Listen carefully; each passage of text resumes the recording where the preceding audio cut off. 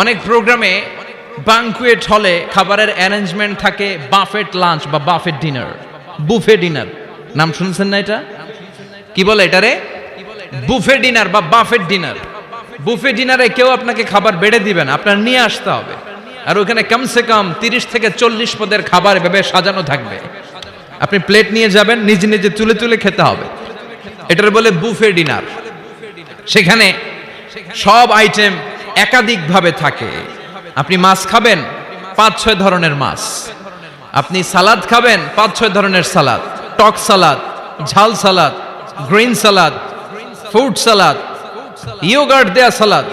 আপনি গোশ খাবেন, কয়েক ধরনের গোশ, গরুর গোশ, খাসির গোশ, হাঁসের গোশ, মুরগির গোশ, অভাব নাই।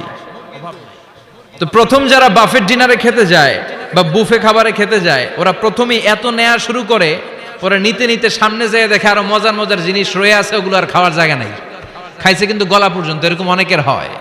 প্রথমে প্লেটে নিতে নিতে খাইতে খাইতে এমন খাওয়া খাইছে গলা পর্যন্ত, শেষের দিকে যাইয়া দেখে কবুতরের স্যুপ।